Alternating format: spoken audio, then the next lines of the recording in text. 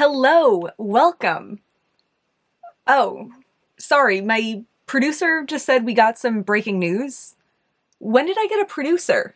Thanks, Hannah. We're reporting live from May 2023, where 8-year-old Kat Von D Alchemist palette has taken what seems to be a fatal fall. It's unclear at this point if this was accidental or done with intent, but friends and family close to the victim say she lived a good, long life. She's 8, right? We're going to show you some close-up footage of the scene of the crime, but warnings, this may be graphic.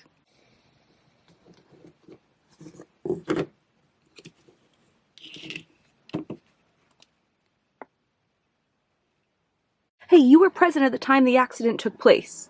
Do you have any comments? Authorities say that it's possible that the witnesses are also suspects. Back to you, Hannah. How was that breaking news if it happened like 7 months ago? It's breaking news because the palette broke. Oh. Today we're going to be taking a little trip down memory lane and I'm going to show you all of the nostalgic products that I have saved. These are products that I loved and cherished over the years, but they got too old, so I retired them, and then instead of moving them out of my space, I kind of kept them as little mementos from a time past. I do plan on decluttering this collection in the future because I don't want to just have it continue growing and keep these things forever, but today I just want to have a nice little chill trip down memory lane, talk about these products, talk about some of the memories that I have attached to them that make them so special. Also, you may notice that today is Christmas. Merry Christmas if you celebrate. If you don't, I hope you're having a super relaxing Monday or whatever day it is that you end up watching this. For me, Christmas is all about gratitude and memories, so I didn't want to post anything today that might make it tempting to long for something that you don't have. So I thought this for today would just be kind of like a little fun, warm, nostalgic hug. So I hope it is. Let's switch over to my hands and take a look at all of the weird stuff that I have from 20-something years of loving makeup. Okay, so there's a couple different things going on here. We have this box of mostly old lipsticks. We have this overflowing makeup bag of mostly old palettes. And then I have some random odds and ends, and I think those might be the oldest things, so I think we should start with those.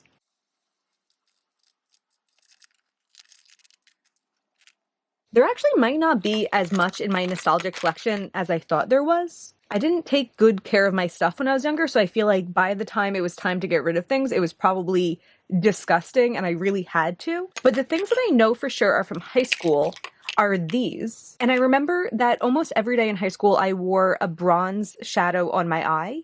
So I had this Maybelline quad. Oh, I also want to say that now I only purchase vegan and cruelty-free makeup, but most of this nostalgic makeup was purchased at a time where I was less knowledgeable about it. So I was willing then to purchase from every brand, but although I'm showing you a Maybelline product, I wouldn't buy the Maybelline product today. But yeah, it does look like there's little dips in these two, but I know it was this one that I would wear on my eyes. This swatch doesn't look too impressive, but it does kind of feel like a standard shimmer that you'd get in a palette even still. I believe the Maybelline one was first and the Milani was after, but I don't know. I really liked this Milani packaging. My hinge is broken, but it was this little circular pan and this bronze that I remember being so soft. It doesn't feel quite as soft, but again, this product's like 15 years old. But I have good memories about this. And I remember this was the best shade. And at some point I purchased 2 other shades to see if I liked them as much, and I didn't. Like this bronze one was the superior one. I know I would pair this with like my Maybelline Great Lash because it was the cheapest mascara, and my Maybelline Dream Matte Mousse foundation because for some reason I was like 16 and caking on like an inch thick of foundation. No brows, of course. Probably a big black eyeliner rim around my eye. No lipstick. Maybe bronzer? I don't know. But definitely bronze eyeshadow was important. I remember doing it in the car mirror on my way to school. These MAC eyeshadows. There's 3 here, but this one I know I got later. These 2 I got at prom, or like on the day of prom, because I had made an appointment to get my makeup done at MAC, and it was like $50, and I didn't realize until I got there that you reserved a spot to get your makeup done for $50, but then you were able to pick out $50 worth of products. And I had never had anything MAC before. It was way too expensive for me. But I remember I spent my $50 stipend on this red eyeshadow, on this yellow eyeshadow, and I also had a blue eyeshadow. I always had a very bold style. I liked color, and color was not something you would find at the drugstore, so it makes sense that 18-year-old me would be picking out just like the boldest primary colors to wear on my eyes. I can't remember if I got much use out of the yellow, but I do remember wearing this red on my eyes. Also in high school, I had this red Styly Style pencil. It might have been a lip pencil, but it was so cool. It was like a really thick pencil, and I would wear that all around my eyes, and I really liked that. I wish I kept that pencil, but alas, I did not. This MAC eyeshadow is much later. The back is all rubbed off, but I remember this is the shade Nylon, and this was talked about a lot on YouTube as just like a good inner corner shadow. People said it was so shimmery, so much more shimmery than the shadows you get in palettes, and at the time, I believed it was. But looking at it now, I'm just like, yeah, a frosty white. Doesn't do anything for me, but it was like my first official inner corner shadow. This L'Oreal Infallible eyeshadow in Silver Sky. I actually remember wearing this on my inner corner also. I was away at school when I learned about inner corner shadows, and I remember when I was going out, I would wear a little bit of that on my inner corner. These shadows did have a nice formula. I remember being really impressed just by how like bold and shimmery they were compared to the shimmers I was used to. I remember them being more expensive than other shadows at the drugstore, but I really did enjoy it in its time. And so much so that I still have it 10 years after the last time I used it. These two products I got from Sephora, and they were probably within the first 10 things I ever got from Sephora. I remember going in and asking one of the associates for like a perfect red lipstick. I don't know where I heard about a perfect red lipstick, maybe in a magazine, but I just wanted like my perfect product, and this is what the person led me to. I have a red lip pencil. This might be Makeup Forever also. Oh no, this is Sephora collection. It's like almost totally rubbed off, but not quite, but I can see it's Sephora collection. And totally dried out. Can't even swatch it. And then the lipstick was Makeup Forever Pomegranate something 42. Oh, this is brighter than I would have guessed. Huh. Yeah, definitely not the type of thing I would go for now. A little bit too bright, and I don't like that satin finish. But at the time, this was probably 2011 or 2012 that I got this. It was just like a special treat. It was like a little special idea I had in my head to get a perfect red, and I did not know my preferences well enough to be like, I want this, but not this. This was like right around or right before I got into beauty YouTube. So at that time, you took what the associate gave you, and here it is.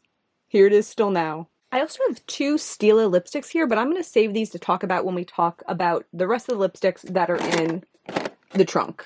Let's move on to the good stuff, the palettes. This is a pretty restrained collection, but I guess it's also worth noting that most of my palettes that I bought when palettes really like boomed in the beauty space, and also I had enough money to buy more palettes, those are still in my active collection. So these are the ones that I purchased long enough ago that they've been deemed too old to use if I wanted to. Let's talk about the Smashbox one because I believe this is the oldest one here. I remember I got this in 2014. It was the day that Taylor Swift Shake It Off came out. I was in the airport in South Korea and I was going away to school soon, so I knew I needed to order it soon so it would get to me in time. I had really delayed the purchase because the Too Faced chocolate bar palette had also come out recently, and I couldn't decide which one to get, and I knew I could only afford one. But I ultimately decided on the Smashbox one because it had neutrals and colors, and the chocolate bar that we'll talk about more in a minute only had neutrals. And this palette was fantastic. I feel like when I started really getting more into makeup in a more like mature way, not just me in high school smudging one color in my eyes, I was wearing a lot of neutrals because that's what the big people on YouTube wore. That was what was pretty and enhancing and all those things that I was kind of just learning for the first time that you could do. This palette has a beautiful selection of neutrals, more cool toned, more mauvey, more pinky. And then the layout of the colorful side allowed me to learn how to apply the rules that I had learned about constructing a look using neutrals, but replace those neutrals with colors. Having these gradients helped me apply a look that looked more tailored, looked more purposeful than the type of colorful looks that I did when I was younger. And I feel like this was such an important palette to me learning about my makeup style and learning how to make looks. I could also see making a dupe palette for this at some point, because I think the thing that made this so usable is something universal that I could still apply to constructing a palette now. Also, on top of that, I loved the shade Flush. This was like my favorite blush for a while. The only annoying thing was that these shades were close to the darkest shades. So when you're swirling a brush in this blush, you have to make sure to not pick up like the navy or the black, because then you're just gonna ruin your whole face makeup. This palette also came with this like blank face charts here, this Get the Look color and contour book. This was the Master Class palette color and contour, by the way. I don't think I said that. I think they had a couple palettes like this beforehand, and this was the third one, I believe. It was a good buy. I'm sad that this kind of thing isn't like being produced anymore. And you know, I was gonna pop over to the chocolate bar palette because that is the one that I got next, but I think I had already had the Naked 3 before I got that Smashbox palette. I believe I got this one for Christmas of 2013. And this palette, I did already post a video, I think it was earlier this year, where I made a better dupe version of this. I really liked that video, and I really succeeded with the brief, in my opinion. Looking at this palette now, I'm like, I see why I liked it at the time, but right now, this looks like a Makeup Revolution palette, which is funny because Makeup Revolution kind of took their format and duped all their things, but this is just so old, and this just looks like a dupe version of a high-end palette that doesn't look like a high-end palette. Okay, Too Faced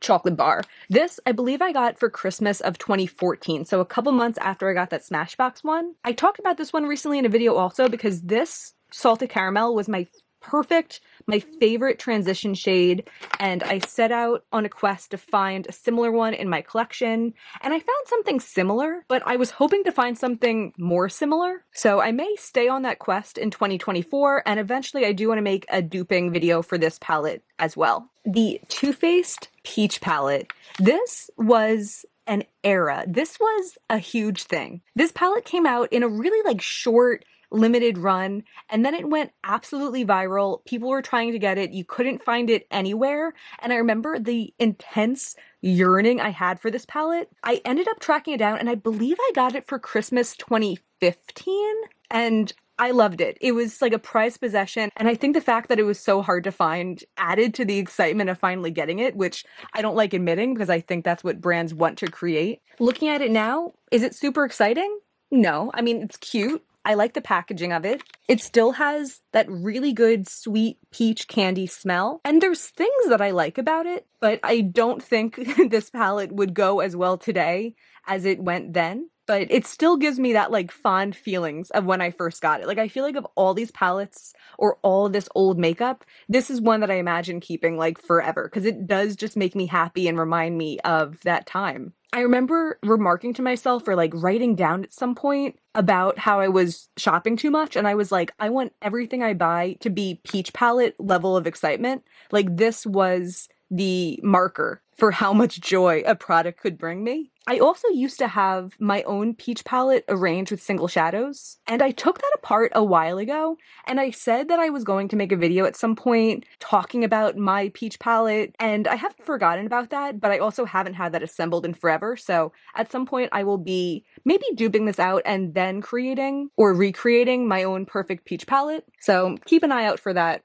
in 2024. These palettes I got, I can't remember if it was early 2016 or early 2017, but I remember I watched all of these YouTubers' best of beauty videos from the previous year, and all of them mentioned these palettes. So these were from Kat Von D, as it was called at the time. This is the contour palette. Contouring was such a huge trend, but it is absolutely bonkers to me how we were all out here buying 3 different dark contour powders when we knew that one of them would work for us. The same thing with these powders. I think I did try to use all of them, but this was the shade for me for under eye powder. This was the shade for me for contour, or maybe it was this shade. This shade has deeper a deeper dent. But how crazy, I spent like 50 something on this palette to use 2 powders. But they were good. They're, you know, they're good.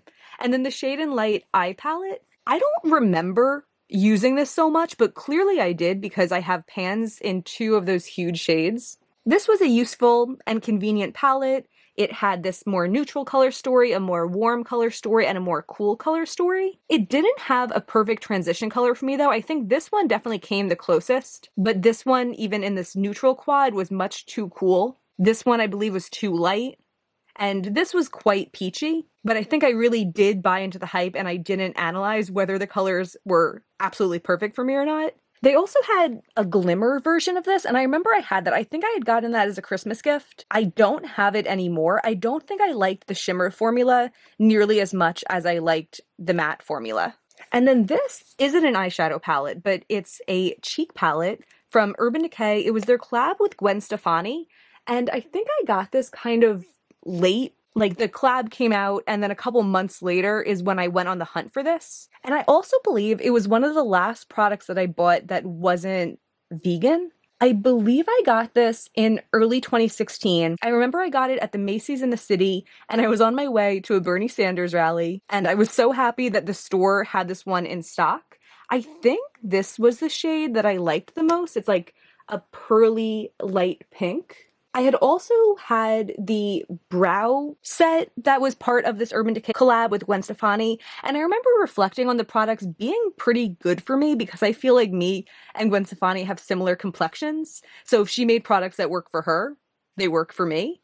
And I really like this blush palette. I think I did kind of retire it prematurely because I was icked out about the fact that it wasn't vegan. I knew when I switched over my collection to being cruelty-free and vegan that I would kind of use up the products that I had and not just get rid of things for the sake of it because I already had them. But there also came a point where I was like, if a product has carmine in it and I have other products that don't have carmine in it, I'd rather obviously use products that don't have carmine in it. So I think this palette got kind of the short end of the stick from me, but I still like it. I like the packaging. If they came out with another version of this that was vegan, I would 100% buy it again. I would. I think this brush came out of the bag that had the palettes in it, but when I was away at school and I needed makeup brushes, I bought a 2 set from Eco Tools that were double-ended, and these brushes were so perfect. I do want to make a video about brushes eventually, and I'll probably talk about this again there because I feel like this was such a good, like, bang for my buck in a time where brushes seemed so A, overwhelming, and B, boring, but also, like, necessary at the same time. This brush and the other one that came in the set, like, saved my butt, and I am still grateful for it. And then the last thing is just this big bucket of lipsticks. I know I've mentioned before that there was a time that lipsticks were my favorite part of my collection, and I think the fact that I have so many saved will show you that. On top of that, sometimes I want to keep old lipsticks because in the future, if one comes around that I think might be similar to an old one that I loved, I would love to be able to swatch it against each other and see. So there's definitely a handful of lipsticks in here that are just in here for that reason. This one, this Maybelline gloss, it's this bright purple gloss called Vision in Violet. In my oldest lipstick wearing memories, I just wanted bright colors. I felt like if I wanted neutral lips, I just won't wear lipstick. So when I did buy lipsticks, they were this gorgeous bright. I mean, what a beautiful shade. I feel like ranges don't have shades like this anymore, but I saw this at CVS and I was hypnotized. This is also one of my oldest YouTube memories because I remember looking up a swatch video for this. Because, you know, before YouTube, you go to the drugstore, you find something, it looks cool, you accept it for whatever it is, and you wear it until it gets too gross or it runs out or you lose it. So this was kind of the start for me of like a revolutionized way of considering makeup. I think I did buy it before I saw the swatch video, but that was still very new and exciting, and I don't think I got that much use out of this gloss because it's like this insanely vibrant purple, but I do have fond memories of it and I enjoyed having it as an option. Let's get these Stila ones out of the way. I think this is more of like a 2016 thing. I had this set of Stila liquid lipsticks, and you can see I really liked a vibrant purple. I feel like brands aren't doing this anymore. The formula is obviously really icky and old, but the color is so pretty. That color was Como, and then Patina is kind of a Stila classic, really pretty kind of muted berry shade. And I really enjoyed wearing them. I don't have much more specific memories with them than that, but I think I just liked them enough that I couldn't imagine myself like throwing them out when they were too old. These Revlon Color Burst Matte Bombs. I remember a lip swatch video from Leanne Says where she swatched all of these, and I loved them. I was so obsessed, and I think I might have had all of them at a certain point, but I just saved the 4 that were the most special to me. This red was such a perfect, like, dark red, because it's definitely not burgundy, but it's not like a bright, light red. It's just a really pretty dark red. The formula was matte, it stayed in one place, easy to use. This color is like the muted berry. This I wore on my first day of my senior year of college. This orange was just like a fun shade when I wanted something different. I did enjoy a good orange lip back then, and this was my go-to. Looking at it now, it looks so like white-based. I don't think it's coming up on camera as vibrant as it looks in person, but it's so white-based that I feel like it would stand off of my face and I wouldn't like it as much. And then this color, I really liked also, but yeah, this like vibrant neon coral is just not a shade that I like anymore. It's not a shade that you really see people wearing anymore, but I feel like Tumblr 2014, the shade was everywhere. Like this shade with like a white button up and braids in your hair and ripped perfect denim shorts. Yeah, that's where that shade was. From the college era, I also had these 2 Rimmel glosses. I like this packaging. They had like this really cool like diamond bezeling, is that what you call it? I don't know if that's what you call it. But just like simple packaging accents that don't make it clunky or sharp. It's just like a little interesting thing. I don't know. This is the Rimmel Show Off Lip Lacquer. This shade is really pretty. I would buy or wear that shade today. This shade, on the other hand, is the Neon Coral Gloss that I would wear with that Revlon one if I wanted it to be shimmery. It's a little bit darker, but it's really like this, like a similar tone. It was a moment. You had to be there. These doe foots are nice too. It has like a little indent that collects product. Really nice. These 2 KVD liquid lipsticks, or Kat Von D at the time, I bought these because Nikki Tutorial wore them together and they looked so beautiful together. This is Bow and Arrow. I actually might have already had Bow and Arrow, and then I bought Requiem, which is like this lavender orchid, because she wore them together, and it looks so pretty. These kind of fall into the category of I keep them because if I could ever replicate the shade, I would love to know it. I'd love to be able to compare it to a lipstick in my collection and know for sure that's what I'm getting. If I could buy these 2 again in this packaging, I would. Like, these are beautiful. I'm glad KVD got rid of Kat Von D, but it sucks that they had to get rid of her art style because that's beautiful. This lipstick is Volga from NARS, and this was so special to me. It's this really pretty, deep, dark berry. It's in this matte bullet lipstick, which is so easy to use.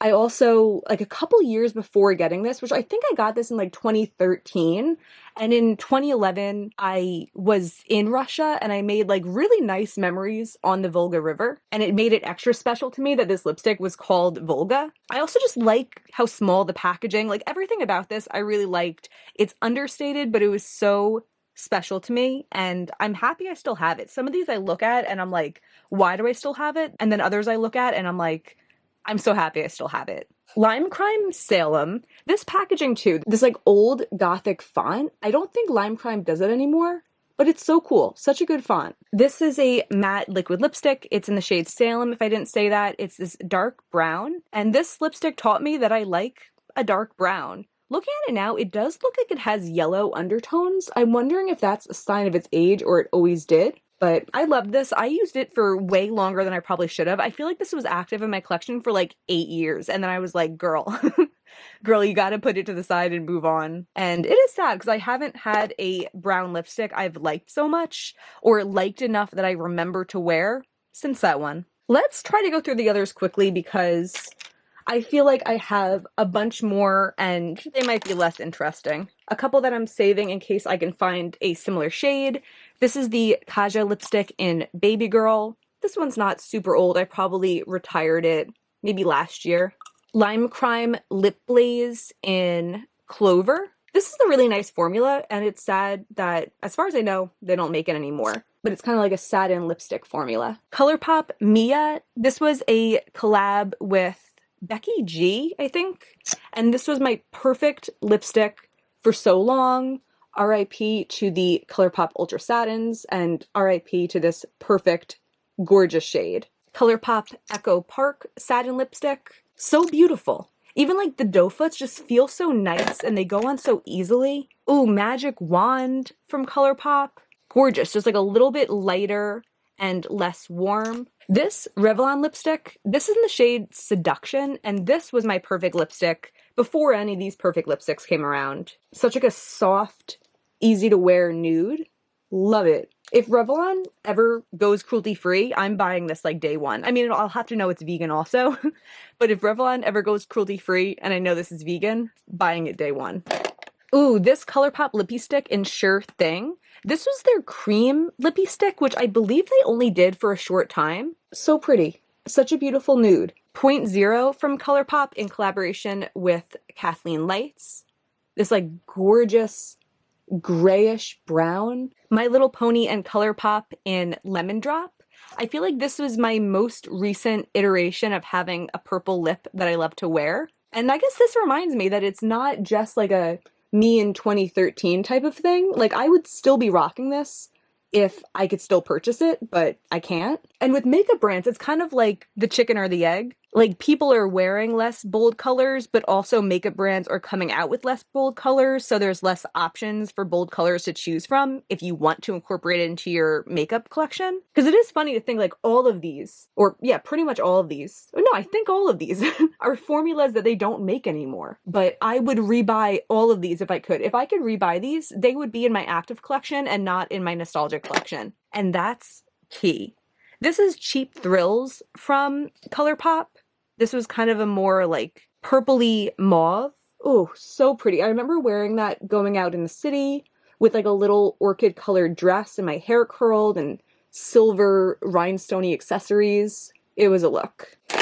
And then the last three lippies are reds. The Stila one being the oldest. This is Beso. I either bought this full size because this was in that small kit that had those other two mini ones I showed you, or I knew I liked this from this, so then I bought the small kit. I can't remember which came first, but this was a red I really got behind. This might have been like one of my first perfect reds that I had. You know, that Sephora lipstick we talked about earlier is supposed to be a perfect red. It wasn't. This Revlon one was kind of a perfect red, but it was a darker red. But this was like a bright, beautiful, perfect red. This Colourpop one, this is the shade Honey Pie. This was in a Valentine's Day collection, and it was such a beautiful shade. Oh, that's so sad I can't even swatch it anymore. If I ever want to see if I can dupe it, I'm gonna have to like dig out a picture from my Instagram because that's so sad. But I was always hoping they would release this in part of their normal collection, and they never did. That's so sad. And then finally, Lucky Star. I believe this is a collab with Kathleen Lights. This was an Ultra Satin, I think. And I believe, yeah, Ultra Satin. And I believe this was one of like the last Ultra Satins they came out with. And I was hoping this would hang on as long as possible, but a point came where it got icky and I had to retire it. But isn't that so beautiful? I think I said before that I don't like satins for like bold colors or red, but something about this particular one, yes. And then lastly, I have this Manic Panic Pretty in Punk mix. I remember buying this from Hot Topic. I worked there. I bought this in probably like 2011, and I was like, these shimmers are so good. They must have changed over time. Either that or I had really low standards back then because they just seem okay. But the packaging was cool. It's like a little cassette tape. And I believe the pans were removable. Yeah, you could even see they had like a little lip here. Not labeled on the back or anything, but I always thought that was cool. Yeah, magnetic pans. I think there was very little overlap though between this being in my collection and me actually having a place to put magnetic pans. Because I probably bought this in like 2011 or 2012. And I think I got my first Colourpop single shadows in maybe 2017 or 2018. So this was probably too old for then, even by then. I'm not sure if I said this at the beginning, but I actually thought I was going to have more products than I did. So I'm pleased about that. But yeah, at some point in 2024, I'm definitely going to go through these again and declutter the ones that I don't want to keep because I don't want this to be a collection that's endlessly growing. And I also know if I set that precedent with myself, it will help, especially because my consumption of makeup went up over the years. And I don't want there to be a huge influx when all of the products that I bought between 2019 and 2021, I don't know, are retired. I definitely don't buy as much as I once did, but I still think I have a lot of products from particular eras that are still in my collection and will probably crap out all at once. I love keeping the really special products, but I love keeping as few as possible because it makes looking at them fun and heartwarming and not stressful and a burden. So this was fun to do. I know we're going to switch over to the outro, which I filmed like yesterday, and I'm probably going to say exactly this again, but I would be really curious if you'd be interested in seeing any content with these things, especially the palettes. I want to make that. I plan to make that, but if I know there's excitement, it might make it move up the roster a little bit. I don't know. Yeah, I'm just rambling. Let's switch back over to Face Hannah. And that's all of the products that I have. I would love to know if you have or had any of the products that I talked about, or if not, what are like your core memory makeup products that you can't seem to get rid of. I would be so curious to hear about that because I feel like this collection is my like shrine of growth and learning, and there's just so much happiness surrounded with these things. So I hope this was fun for me to share those memories with you. If you enjoyed this, I hope you'll give me a thumbs up and subscribe. It really means a lot to me. And that's everything for today. More makeup content coming tomorrow. Thank you so much for being here. Bye.